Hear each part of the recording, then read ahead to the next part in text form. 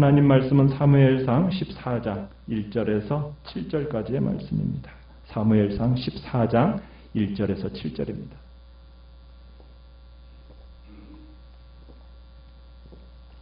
사무엘상 14장 1절입니다.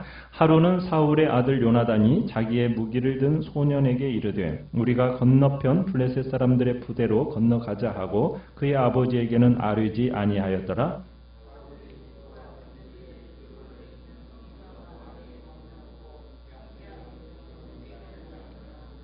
아히야는 에봇을 입고 거기 있었으니 그는 이가봇의 형제 아히두베의 아들이요 비느하스의 손자요 실로에서 여호와의 제사장이 되었던 엘리의 증손이었더라. 백성은 요나단이 간 줄을 알지 못하니라.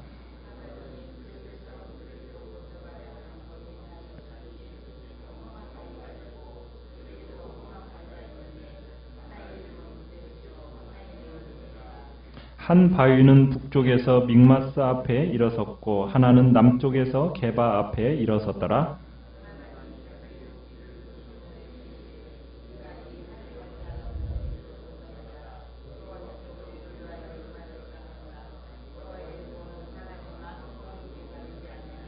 같이 읽습니다. 무기를 든 자가 그에게 이르되 당신의 마음에 있는 대로 다 행하여 앞서 가소서. 내가 당신과 마음을 같이하여 따르리이다. 아멘. 오늘 말씀의 제목은 우리를 위해 일하시는 하나님이라는 제목으로 말씀을 나눕니다. 우리는 13장에서 급격하게 쇠락의 길에 들어선 사울의 군대와 사울의 모습을 우리가 보았습니다. 그 배경에는 블레셋 사람들이 이스라엘을 대적하고 있었고요. 그때 블레셋 군대는 병거가 3만 그리고 마병이 6천 그리고 군사의 수는 해변의 모래와 같았다 이렇게 표현하고 있습니다. 거기에 비해서 사울의 군대는 어떻게 되어버렸습니까? 상비군으로 있었던 3,000명마저도 다 빠져나가고 달랑 600명만 남게 되었습니다. 백성들은 흩어지고 제사장인 사무엘은 오지 않고 블레셋은 물러설 힘이 보이지도 않고 이제 그러다 보니까 사울이 직접 자기가 제사를 집례를 하는 죄를 범하게 되죠. 그 죄가 어떻게 보면 대수롭지 않게 보이는 불순종 같은데 그런데 그 일로 인해서 뜻밖에도 사울은 아주 준엄한 책망을 받게 됩니다. 사무엘상 13장 14절에서 사무엘이 이렇게 얘기하죠. 지금은 왕의 나라가 길지 못할 것이라. 여호와께서 왕에게 명령하신 바를 왕이 지키지 아니하였으므로 여호와께서 그의 마음에 맞는 사람을 구하여 여호와께서 그를 그의 백성 지도자로 삼으셨느니라. 아주 청천벽력 같은 선언을 하고는 그냥 사무엘은 사울을 떠나버립니다. 참 이 선언을 받은 직후에 사울의 심령 상태는 어떠했겠습니까? 굉장히 공고했겠죠. 침략해온 이 블레셋 군대에 맞서서 진을 친 이스라엘의 군대의 사기는 어떻겠습니까? 말도 아니었겠죠. 무기를 볼 때 무기는 말할 필요도 없습니다. 무기라고는 다들 농기구에다가 물맷돌 가지고 철제 무기를 든 블레셋 군대와 싸워야 되는 거예요. 참으로 유일하게 칼과 창을 가지고 있는 사람은 누구입니까? 사울과 요나단 둘밖에 없습니다. 사기는 어떻습니까? 완전히 블레셋에게 압도당해 있고 수적으로도 전혀 가능성이 없는 그런 상황입니다. 그런데다가 사울은 개인적으로 치명타를 입은 상황이에요. 자, 그런데 오늘 14장에서는 14장에 들으면서 갑자기 요나단의 이야기가 등장을 합니다. 요나단이 1절에 보면 아버지 몰래 자기 무기를 든 소년과 함께 진을 빠져나와서 블레셋 군의 진영으로 가는 지금 이야기가 시작이 되고 있습니다. 그러면서 이제 2절부터는 요나단의 행적을 묘사하는 그 과정 속에서 잠깐 사울의 모습을 비춰주고 있어요. 참 사울은 한때는 암몬 나하스와 싸울 때는 33만 명의 군사를 거느렸던 왕이었습니다. 그런데 이제 주변에는 몇 명밖에 없어요. 600명.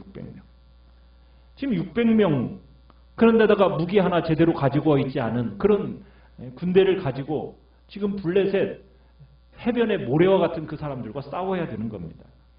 거기에다가 3절에 보시면은 누가 제사장으로서 나오고 있습니까? 아히야라는 사람이 나오고 있죠. 근데 이 아히야는 누구입니까? 아히야라는 사람에 대한 소개는 이렇습니다. 이가봇의 형제 아히두베의 아들, 비느하스의 손자, 그 다음에 엘리의 증손. 결국 누구의 자손이에요? 엘리의 자손이에요. 엘리의 아들 비느하스의 손자란 얘기입니다. 자, 그러면서 이가봇의 형제라는 표현을 쓰고 있어요. 여러분, 엘리의 집안은 사무엘상 처음에 봤을 때 한 선지자로부터 사형 선고를 받았던 집안이에요. 그런데 이곳에서 지금 엘리의 후손과 사울이 함께하고 있는 것을 봅니다. 마치 엘리 집안이 몰락했던 것처럼 사울의 집안도 몰락할 것이라는 어떤 예고적인 측면이 지금 이곳에 드러나 있는 겁니다. 엘리 집안의 몰락을 상징하는 이가봇이라는 이름이 이곳에서 언급이 되고 있는 것은 이 같은 상황을 예고하고 있는 거죠. 자, 그러면서 이제 4절에 가보시면은 요나단이 이 블레셋 진영으로 가기 위해서 보세스와 세네라는 거대한 절벽 사이에서 형성된 계곡을 지난다라는 이야기를 하고 있습니다. 그러면서 이 절벽이 하나는 믹마스를, 다른 하나는 게발을 바라보고 있다. 이렇게 5절에 소개를 하고 있어요. 이 바위들을 소개하고 있는 이유는 무엇이겠습니까? 이 바위들은 아주 특별한 바위라는 얘기입니다. 이 바위는 깎아지른 듯한 높은 절벽에, 그래서 높이 솟아있는 절벽이라서 쉽게 넘어갈 수 없었을 것을 지금 표현하고 있는 겁니다. 지금 이스라엘 군대는 600명이에요. 블레셋 군대는 지금 해변의 모래처럼 많습니다. 그런데 이 블레셋 군대가 함부로 지금 이스라엘 백성들을 공격하지 못하는 이유가 뭐냐? 쉽게 공격하지 못하는 이유가 뭐냐? 바로 이 깎아지른 듯한 절벽, 바위 때문이라는 것을 지금 얘기하고 있는 거예요. 험준한 길이라는 것을 미루어 우리가 짐작할 수 있는 거죠. 그러니까 이 험난한 계곡을 지나야 지금 이제 블레셋이 이스라엘을 공격할 수 있는데 그렇게 만만치 않은 깎아지른 듯한 절벽이었다라는 것을 지금 얘기하고 있는 겁니다. 자, 그런데 이 요나단과 무기를 든 소년이 이 깎아지른 듯한 계곡을 지나가고 지금 헤치고 나가고 있는 겁니다. 그래서 요나단이 이 일을 함에 있어서 대단한 일을 하고 있다는 것을 암시하고 있는 겁니다. 이에 반해 지금 사울은 2절에 보면 어디에 있다고 얘기하고 있습니까? 기브아 변들이 미구론에 있는 석류나무 아래에 머물러 있습니다. 그러니까 석류나무 아래에 머물러서 지금 시간 때우고 있는 거죠. 아주 매우 대조되는 모습을 보여주고 있는 겁니다. 적군은 지금 병거가 6천, 적군은 3만 명에, 그 다음에 병거가 6천에, 군대의 수는 해변의 모래, 어마어마한 규모. 자, 그런데 지금 요나단이 역사의 전면에 부각되면서 달랑 무기든 부관 하나 지금 데리고서는 적진으로 가자고 선언했던 거예요. 여러분, 단둘이 지금 블레셋 이 수비대를 격파할 수 있겠습니까? 요나단의 이 제안이라는 것은 어떻게 보면 무모하게 보인 듯한 느낌을 보입니다. 이게 인간적인 용기일까? 타고난 담대함일까? 아니면 신앙적인 이유일까?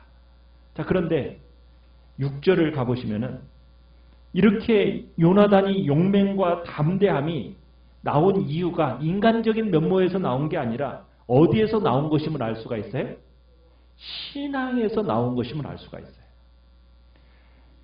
지금 요나단은 하나님의 능력은 무한해서 그 군사의 수가 결코 중요하지 않다라는 표현을 하고 있습니다. 그러니까 요나단은 하나님에 대한 믿음의 근거에서 지금 적진으로 가고자 한 거예요. 자기 홀로 적진으로 간다 할지라도 하나님이 함께 하신다면 이길 수 있다라는 그런 확신 속에서 지금 가고 있는 겁니다. 그러니까 요나단의 신앙은 어떻게 보면은 진실한 것이었어요. 하나님이 함께 하신다면. 그죠? 6절에 여호와께서 우리를 위해서 일하실까 한다. 여호와의 구원은 사람의 많고 적음에 달려있는 게 아니다. 그러면서 군사의 수, 이게 싸우는 병기, 이게 중요한 문제가 아니라 지금 하나님에 대한 신앙과 그분에 대한 신뢰 속에서 이 일들을 진행하고 있다는 겁니다. 요나단의 믿음은 지금 환경에 눌려서 꼼짝 못하는 게 아니라 환경을 초월해서 전진하는 진취적인 믿음이었음을 우리가 보게 되는 거예요. 근데 우리가 여기서 요나단의 고백 속에서 세 가지를 유념해서 보는데, 첫 번째는요, 이 할례 받지 않은 자들에게로 건너가자, 이렇게 얘기하죠. 그러니까 요나단은 지금 이 전쟁을 하나님의 전쟁과 그 대적의 싸움으로 이해했다는 겁니다. 그러니까 싸움이 누구와의 싸움이라는 거예요. 하나님과 그 대적과의 싸움이라는 거예요. 지금 그렇게 이 전쟁을 이해하고 있어요. 두 번째는 여호와께서 우리를 위하여 일하실까 하노라. 이 얘기가 어떻게 느껴집니까? 일하실까 하노라 하면은 뭔가 조금 믿음이 없는 듯이 느껴지나요? 하나님이 반드시 우리에게 승리를 주실 거야. 하나님이 우리에게 반드시 승리케 해주실 거야. 이렇게 해야 하는 식으로 우리가 느껴지는데, 여러분, 우리가 하나님이 반드시 우리에게 승리를 주십시오, 이렇게 하면 하나님을 어떻게 하는 거예요? 압박하는 거죠. 하나님을 압박하는 겁니다. 우리들의 기도가 하나님을 막 압박하는 식으로 하는 경향들이 없지 않아 있어요. 마치 하나님이 이 기도 안 들어주시면 큰일 날 것처럼 막 기도를 하는 경향이 있다라는 겁니다. 그런데 요나단의 기도는 뭐냐면, 하실까 하노라, 이 어법은 하나님께 굉장히 자유로움을 드리는 기도입니다. 물론 뭐 그런 것에 상관없이 하나님은 자유로우신 분이죠. 그렇지만 하나님께 기도하는 신앙인의 입장에서 이건 굉장히 중요한 자세예요. 단순히 하나님의 능력과 그 자비의 소망을 걸면서 바라지만 꼭 그분이 이렇게 하시지 않더라도 저는 받아들이겠습니다라는 하나님의 주권과 하나님의 자유에 대한 요나단의 고백이 지금 이 속에 들어있다는 얘기입니다. 하나님의 주권을 인정하는 요나단의 모습인 거죠. 우리가 계속 보겠지만 요나단은 하나님의 주권에 철저히 인정하는 사람이에요. 그러기에 훗날 자신의 몫인 왕권을 자기가 취하려고 하지 않습니다. 어떻게 보면은 다윗에게 그 자리를 내어주면서까지 하나님의 주권에 철저하게 복종해 나아가는 요나단의 모습을 우리가 보게 되는 거예요. 그 하실까 하노라, 이 속에 하나님의 주권을 인정하는 요나단의 신앙 고백을 볼 수 있다는 얘기입니다. 세 번째는 여호와의 구원은 사람이 많고 적음에 달리지 아니하였다. 이것은 요나단의 신앙 고백이면서도 영원한 진리입니다. 하나님의 전쟁, 크게 있지 않다라는 거예요. 전쟁의 결과가 사람의 수에 달려있는 게 아니라는 겁니다. 이게 요나단이 전쟁을 보는 인식이에요. 성도도 마찬가지입니다. 어떤 어려움 속에서, 환난 속에서 구원은 사람에게 있는 게 아니죠. 철저하게 하나님의 역사로 말미암아 일어나는 구원이라는 거, 하나님의 손에 달려있다는 거. 우리가 사람의 숫자, 상황, 조건 이런 것에 의지할 때는 반드시 패합니다. 그러나 우리의 눈을 들어서 살아계신 하나님을 바라보면 승리가 있다는 것을 우리가 생각하고 하나님만을 바라보며 나아가야 되는 거죠. 자, 그런데 요나단이 이랬는데 7절에 보면 요나단의 무기를 든 자가 요나단을 따라가게 되는 이유를 뭐라고 설명하고 있습니까? 블레셋 사람의 부대로 가자 하고 지금 무기 든 자에게, 부관에게 얘기를 했어요. 제안을 했어요. 자, 그러자 이 무기를 든 부관의 답변이 무엇입니까? 당신의 마음에 있는 대로 다 행하여 앞서 가소서. 내가 당신과 마음을 같이하여 따르리이다. 여러분, 참 놀라운 답변 아닙니까? 여러분, 이 답변은 요나단 못지않은 믿음의 답변입니다. 여러분, 지금 상황이 어떤 상황입니까? 인간적으로 보면 여러분, 단신으로 적진에 뛰어든다라는 것은 이거 죽으러 가는 거죠. 어떻게 보면 요나단의 생각이 너무나도 무모한 생각 아닙니까? 지금 그런데 여러분, 요나단과 같은 이 믿음이 없었다면 여러분, 그 요나단을 만류했겠죠. 그렇지 않겠어요? 이게 죽으러 가는 거예요. 지금 왜 갑니까? 라고 만류했겠죠. 그런데 지금 요나단의 무기든 자는요, 조금도 망설이지 않습니다. 요나단 제안에 대해서 따르기로 결정을 하면서 당신의 마음에 있는 대로 다 행해서 앞서 가십시오. 저는 마음을 같이 해서 따르겠습니다. 요나단의 이 무기든 자는 생명을 아끼지 않고 요나단에게 충성하기로 다짐한 겁니다. 그가 이처럼 생명을 아끼지 않고 요나단에게 충성한 것은 뭐가 있었기 때문이에요? 요나단과 같은 믿음이 있었기 때문이라는 거예요. 오늘날 우리도 정말 예수 그리스도의 군사로 부름받은 사람들입니다. 우리는 그리스도를 우리의 대장으로 모시고 지금 이제 영적 전쟁을 수행하며 나아가는 그런 예수 그리스도의 군사들입니다. 이때 우리에게 필요한 것은 무엇이겠습니까? 바로 요나단의 무기든 자와 같은 충성스러운 자세입니다. 그리스도의 충성스러운 군사가 되어서 예수 그리스도께서 어디로 인도하든지 저는 마음을 같이해서 따르겠습니다라는 그 충성된 마음이 우리에게 필요한 것입니다. 우리는 예수님이 하나님에 대한 절대적인 신뢰를 가지고 따르셨던 것처럼 우리는 예수 그리스도의 군사로서 정말 그리스도에 대한 절대적인 신뢰를 가지고 그가 어떻게 보면 죽음의 자리로 이끄는 것 같은 그런 상황 속에서도 마음을 같이하여 저는 따르겠습니다라는 충성을 다짐하는 모습이 우리 안에 있어야겠습니다. 우리에게 필요한 것은 바로 하나님께 대한 믿음이요. 이 믿음이 없이는 절도 예수 그리스도를 따를 수가 없습니다. 그리고 예수 그리스도를 충성할 수가 없는 거죠. 요나단의 무기든 자의 충성을 우리가 이 시간 주님께 보일 수 있기를 간절히 바랍니다.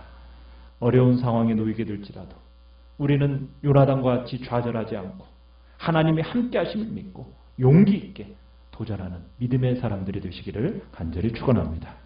오늘 말씀을 생각하면서